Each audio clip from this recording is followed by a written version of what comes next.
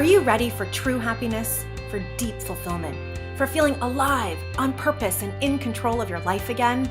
It's time to be the bold, brilliant, beautiful woman you were born to be. Welcome to the PurposeGirl podcast.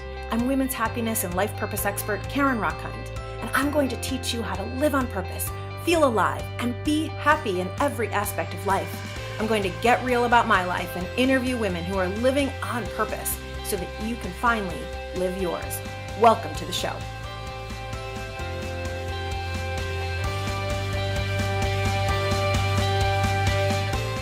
So today we're going to be talking about a sensitive topic, and so you may just want to be mindful if you have young kids around.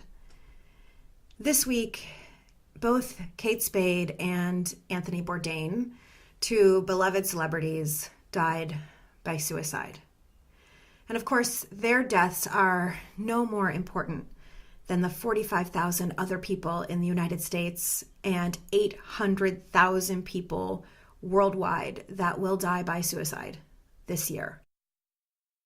But their deaths highlight an important issue that we as a community, that we as humanity need to come together around, and that is the state of our mental health. This show is all about our own right to be our happiest, most fulfilled, most alive selves. And here we have way too many people who clearly not only don't feel alive, but feel like they'd be better off. Everyone would be better off without them. And so today's topic, today's show, today's episode on the PurposeGirl podcast is all about how we can come together around this issue of depression, what we need to do for ourselves, what we need to do for our loved ones, whether those are children, whether those are our best friends, our parents, our spouses, and how we can all have the beautiful mental health that we deserve and that we desire. To help me with this topic, I have brought in one of the best therapists that I know, an expert in mental health. Lisa Lapidus is a licensed social worker with 2 different additional certifications that make her so incredibly qualified, a certification in grief and a certification in positive psychology. And so she can talk about the clinical aspect of depression and talk about how we can support someone in fully thriving. She's worked in both private agencies and school-based settings and even in wilderness programs. She completed extensive studies in grief recovery method. She specializes in helping others work through grief and loss. And she is incredibly talented at helping people get to the heart of who they really are and feel empowered in living her best self. In fact, that's what her whole practice is called, Empower. And so, Lisa, I am so delighted to welcome you to the PurposeGirl podcast. Welcome to the show. Thanks, Karen. Glad to be here. So this is obviously such an important topic, and it's something that you see and you deal with every day. But in preparing for the show, I was blown away. I mean, I have talked about on this show many times how women are twice as depressed as men, how the average age of an onset of major depression is getting younger and younger, how it is now hovering around 14 years old. But the statistics are staggering to see how many people, I mean, something to the effect of 9 million people are having suicide thoughts this year, suicidal ideation this year in the United States. Something is going on here.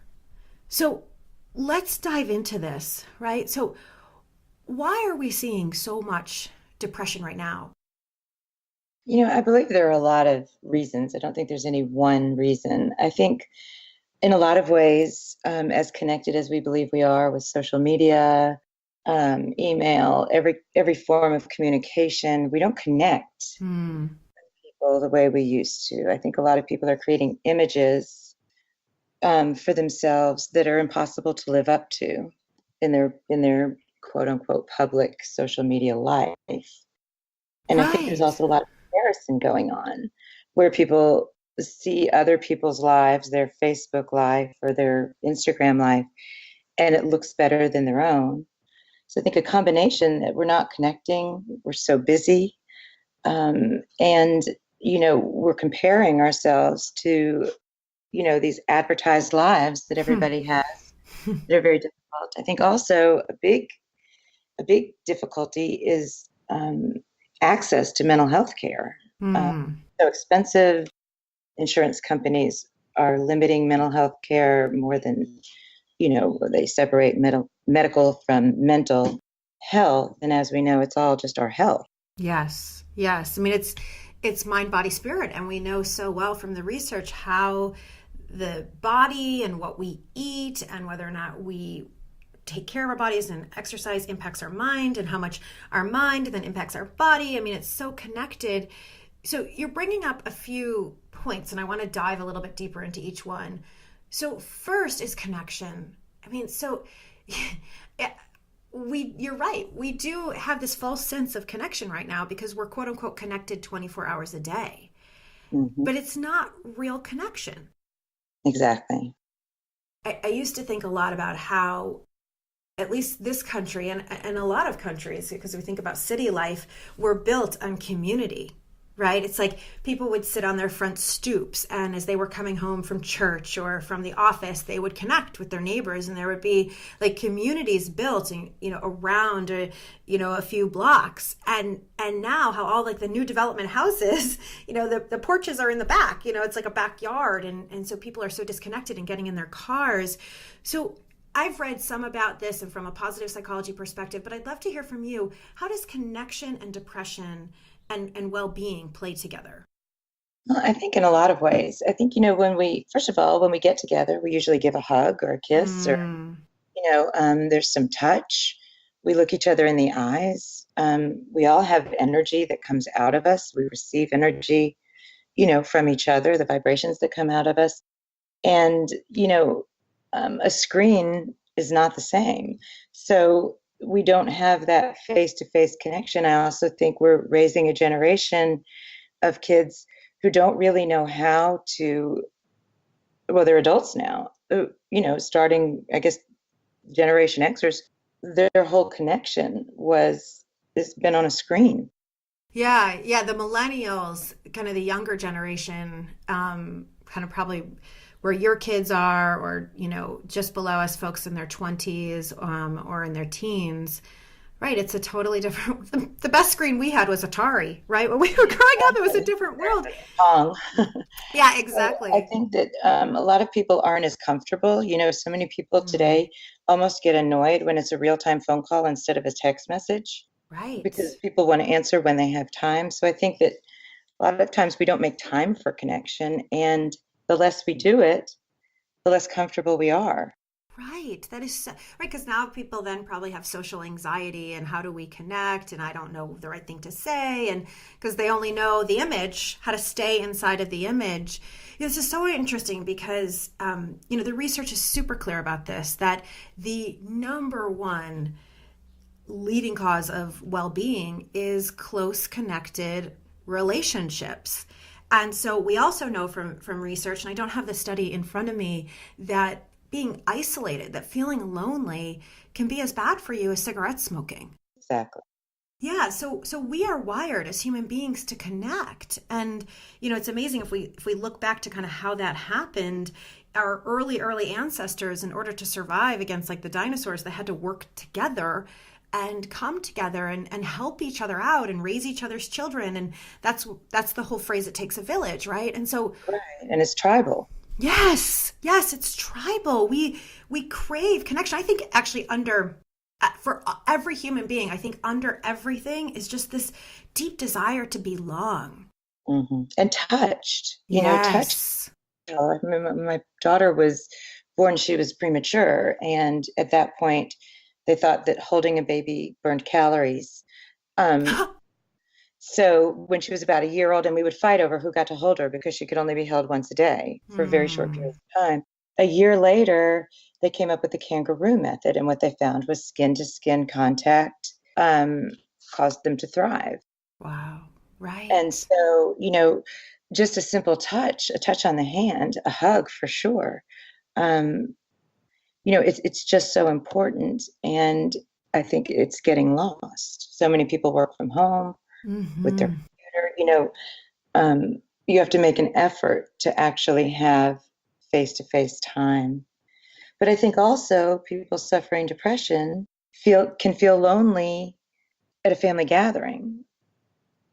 And Mm. so there's a little bit of a difference between someone who's seriously depressed, I believe, and someone who's feeling lonely and needs some contact. Does that make sense? I mean, I think we all need contact, but it's Yes. also important to Yeah. understand that even those that seem to have it all and have that, but are suffering depression in silence, may not be connecting because of the loneliness they're feeling.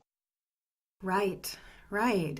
I can think of times in my life when I have shown up to various holiday dinners, and if I was feeling depressed, I put on, it's like in the car, I said to myself, okay, get it together, put on your happy Mm-hmm. face, walk in, and and so all I'm doing there is hiding behind this Right. mask, right? And that was another thing you said, that's causing some of the additional increase, because we are seeing depression is on the rise. I Absolutely. mean, this Mhm. is, that we're kind of creating personas. I loved it. You actually called it the like an advertised self, right? It's we all grew up watching, models that were in commercials, and now we've created our own commercial. Absolutely. I mean, we're even, there are these apps we can make our cheekbones higher, our eyes can, we can airbrush our faces. And the thing is, we know that that's not authentic, even what we're putting out there. And in order to have Right. true connection, you have to have that authenticity and that, that transparency, that vulnerability. Hmm. Yeah, and to have happiness, right? The only way to feel at peace is to Right. be yourself. Right. And we think, I mean, it's an interesting mind trick. I love everything you're bringing up, because it's like the fear brain. There's part of us, call it ego, call it fear brain, maybe a younger wounded self.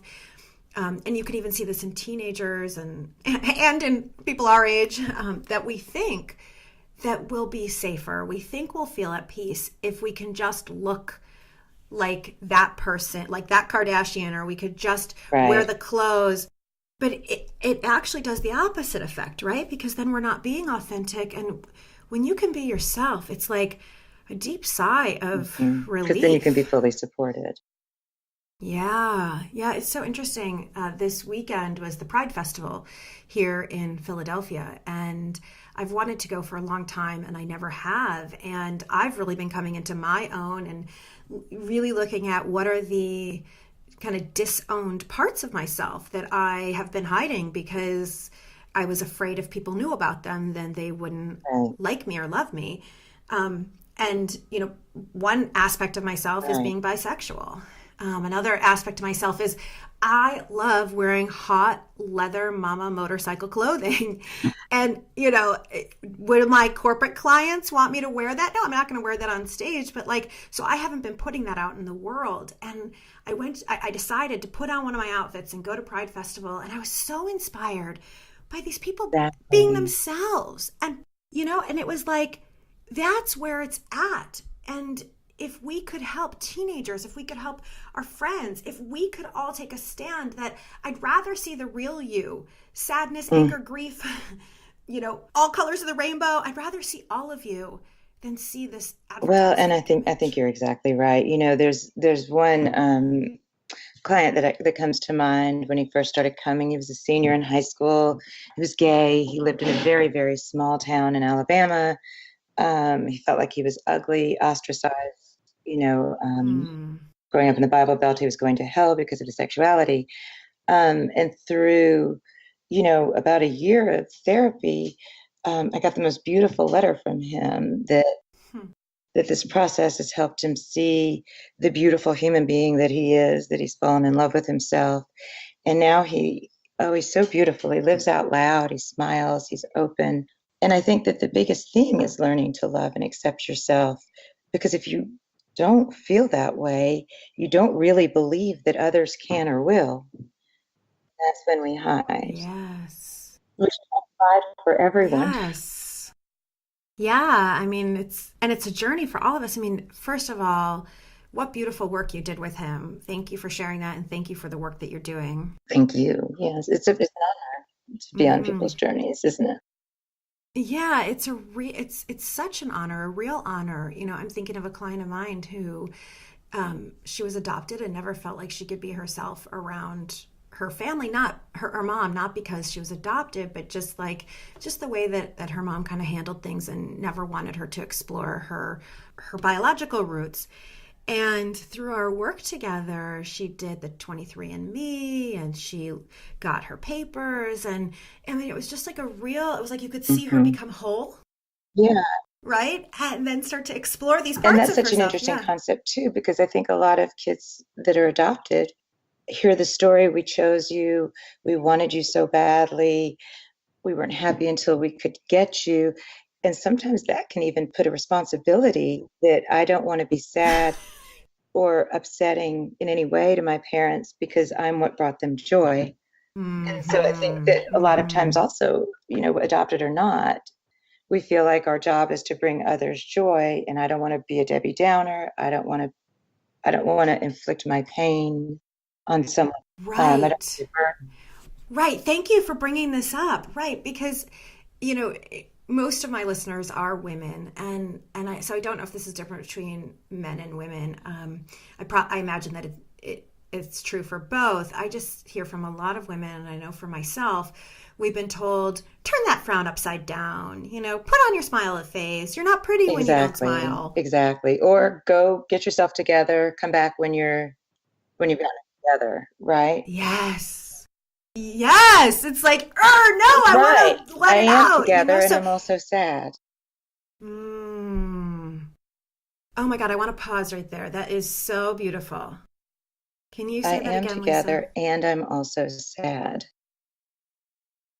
Wow. Wow. My whole body Yeah. shifted when you said that. I think that's so true in so many ways. It's not that everything has to be wrong for something to be wrong. And it doesn't have to be that anything is wrong to suffer depression. And I think that's the big misconception. A lot of people say, if you would just, and you can fill in the blank, if you would just exercise, if you would just sleep, if you would just stop seeing that person who, makes you feel sad, you won't be depressed anymore.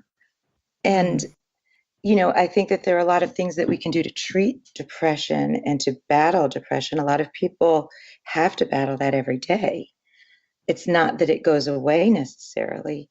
It's that you learn how to live with it, learn how to cope with it, learn how to feel better each day. Hmm.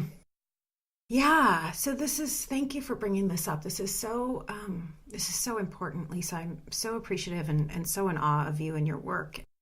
It doesn't go away. It's something that we live with. So I would love to learn from you. Is it nature? Is it nurture? Is it situational? Like you said that you're in the wrong relationship or you're in a job that doesn't serve you. Um, because I know for a long time I thought if I Right. adjust X, then I'll be happy, right? If I just leave this marriage, my first marriage, I'll be happy. And then it was no, if I could just move to New York or to Chicago, to a big city, I'll be happy. And then it was if I could just do this other career, I'll be happy. And a lot of it got down to me being the self-love aspect and there is something I am happier in a city, that is 100% true, and I am happier in this career and its deep fulfillment and purpose, that is Mm-hmm. 100% true. And what I really needed was to totally accept and love myself. And so tell us a little bit about the nature nurture Yeah, situational I think difference all here. of the above, to be honest with you. I think that obviously there is mental illness, there is severe depression, there is bipolar disorder. There are things that are very chemical that affect us, or that affect a large part of the population. And then I think there are also situational factors, losing a job, losing a relationship, a death in the family, um, that can leave us depressed. I guess the clinical definition of depression has durations and severity. So, if you've been, you know, um, severely depressed for 2 weeks straight with no relief, if you've lost interest in all of your, the things that used to motivate you and used to, that you used to enjoy and you don't have interest, it's hard to get out. You're obviously clinically depressed. And I would call that more nature. You can have lots of people nurturing you and still feel that underwater, lethargic, depressed state of mind. Hmm. So, real quick on nature, is it biological? Like, is I it genes? believe Is it there are passed many that way? people that are predisposed to depression organically. And I also believe there are a lot of people that are not predisposed organically and also have had zero training in how to be happy. So I think Mm. so many variables play in that it's really looking at the symptoms and saying, how do I treat this more than why is this happening? Now, I do believe, Mm. psychiatry, therapy are very important aspects, when you've been dealing with depression, for a longer duration and it's not going away with anything you try, absolutely seek medical attention because medication can help. I believe, though, that medication alone may numb the symptoms or, take the edge off the symptoms, but learning how to live with depression or learning how to live in spite of depression is very, very important. And that's cognitive and that's behavioral. That's where positive psychology comes in. That's where learning how to really grieve Mm. comes in. I think so many people with the grief program, they'll say, well, I'm not really grieving because I haven't had a death or I haven't had a divorce. And those are like the two big grief issues. But moving is a grief issue. The end of a relationship, the end of a friendship, the loss of a pet, feeling not good enough. A lot of these things are grief issues. And the only way to get through grief is to grieve. And we don't know how to do that. We don't know how to be there for others when they're grieving. And honestly, we don't know how to go through the motions of grief. So I think that nature, nurture, all Wow. of it, there are just so many variables in everything. Yeah, there really are. And a couple things you said that I just want to highlight is this expansive definition of grief. That makes so much sense to me. That really almost every day there is birth and death and rebirth. And I don't mean of actual life, but in this moment, there are probably friendships or relationships that are dying off, or maybe I've been participating in a women's program for the last 3 months, and that is ending in just a week and a half. And so there's grief there, right? I'm sad about it. There's Right. grief. It's a loss. And then I will birth something new, right? And from that, I've learned so much that it's birthing new parts of me. And so learning how to be in that cycle and how to Mm. work with grief and how to work with depression is so important. Are they tools? Is it breathing? Is it mindfulness? You said Yeah, there are cognitive a lot and of things. behavioral. With the grief recovery method, it's probably my favorite tool when it comes to grief because you don't just look at, a lot of times people don't get to therapy or don't come to counseling or coaching until there's a crisis, right? And so they might come in Mm. with one event, my mother died, and that's what I'm here to grieve. Um, well, it might have been a complicated relationship, it might have been an estranged relationship. Um, it might be that we look at all of the grief events. We don't just look at the one big thing that got you there because we actually do a timeline from your dawn of conscious memory to the present day and look at all of the major grief issues that you've suffered. We actually graph them. How deep was that pain? A lot of times, one grief issue Mm. creates another. You know, I got my Yes. heart broken when I was 17. So I put some defenses up and married with my head. You know what I'm saying? And so then that marriage might have Mm-hmm. failed. Then, Mm-hmm. so there are a lot of things that you have to look at did you stuff a lot of pain down? Do you know how to talk about it? Do you know what misinformation you installed in that hard drive of a brain of yours surrounding that heartbreak?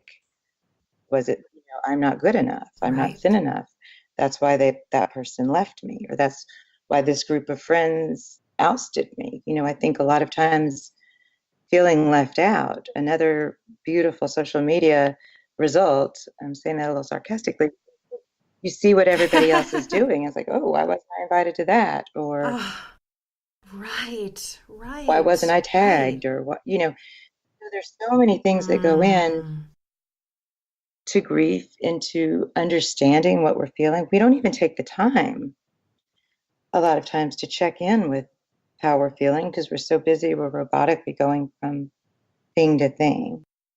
right. We are. We're so busy going from thing to thing. There is literally no time for, so many people. I was working with a client yesterday who's the mother of three with a traveling partner, and she's starting her own business, which requires her to go back to school. And she volunteers for like six organizations. There's literally no time.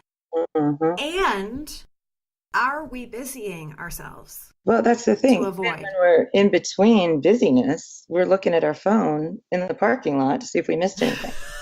Right, right. And in some of that, I know for myself and for clients, some of that is avoiding, Hmm. right? We don't want to feel that pain. We don't want to feel that grief. We don't want to feel that sense of depression. But if we don't actually feel it, we can't move through it. Well, and also I think we look for that false sense of connectedness again. Mm-hmm. And instead of thinking, how do I feel right now? Why am I checking this stuff so much? Maybe I need some real connection. Maybe I Mm. need to slow down. Maybe I need to break bread with someone and not even have the phone on the table. Oh, wow. Yes. This is so important for everyone. And I'm thinking of for women because we know that women are twice as depressed as men. And though men have a four times higher suicide rate, Hmm. women attempt suicide three times as often as men. Right. So men are more successful at it, but women there's more attempt and there's more depression. And so I'm not saying it's worse on one side or the other because it's just different. And for women, one of the things that we know about why women are depressed, there's a number of reasons that I've read. But one of them is as we get into 30s, 40s, 50s, that sandwich of taking care of everyone else, having these like high busy jobs and or kids and aging parents who need our care, it's too much, and then we lose that social connection. Hmm. And so I read that about why, especially middle-aged women, are kind of the highest rate of depression among women, and part of it is that lack of connection. I think there's so many things. I think it's a lack of true connection because we're so busy nurturing other people. I have to say this Mm-hmm. also, I have to wonder, because I think we do raise our boys um, that they're a sissy if they talk about being sad. So I Oh, wonder how much yes. is unreported, to be honest. But I think that so we're all walking around with elements of depression, some more than others. Yes. And thank you for bringing that up about boys too. Yeah, It's so important. it really is because I think that it's not until a lot of times a boy or a man is so severely impaired that they'll seek help. I think women are more likely to at least connect with each other Mm. and talk about it. Though a lot of times we are taught also, like society norms for both sexes, we're taught that we're there to nurture others, or we feel that we're here to nurture others.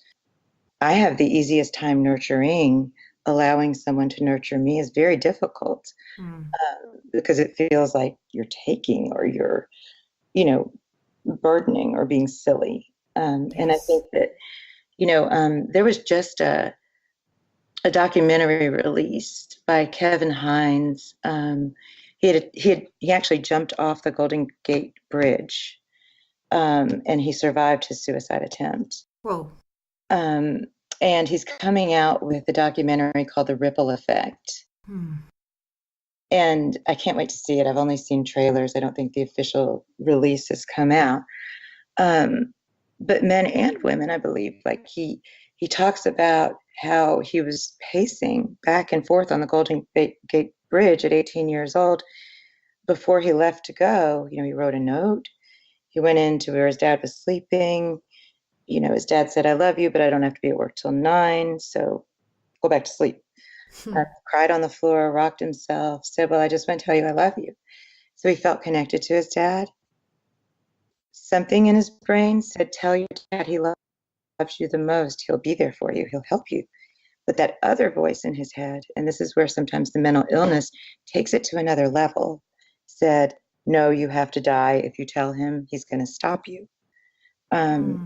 He gets to the Golden Gate Bridge and he's thinking to himself, if someone stops me, then I wasn't meant to do this. If someone speaks, that means they care. And he's crying, like visibly upset. And he says that a woman comes up and he thinks, oh, here she is. And hands him her phone and asks her to take a picture. And so, at first he was like really upset by that. Later, he said it probably saved his life because the person who saw him hit the water saw him at that moment. But I think he was hoping to be talked out of it.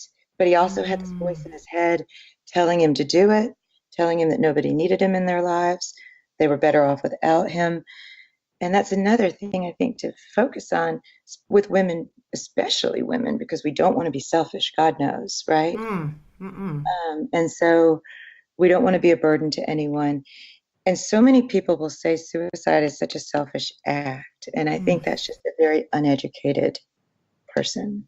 Because I don't think that they're not cognizant of the people that love them and that they're not worried about how it'll affect them. It's that they honestly believe that people will be better off without them. Yeah. Because their self-worth has plummeted to such a low, their motivation to live, maybe they've been depressed for a long time and lots of people have tried to help them many times and they don't want to ask for help anymore. Or they don't, and so I think it gets even so much more desperate. And I think the thing that has to happen is we all have to be able to talk about it. We have to be able to say to someone that we know who's depressed, are you thinking of hurting yourself? Tell me the truth. I want to know. Because that's a taboo thing to say, right? We're afraid to say, kill yourself. Are you planning to kill yourself? We don't want to say the word die. We say someone passed away. And I think that we've got to get honest about it. We've got to be able to ask and we've got to be able to tell. We've got to be specific. Wow. Yes. Yes. This is, like I said, so important. I want to just highlight this. We have to be able to ask the hard question. Are you thinking about killing yourself? Are you thinking about death?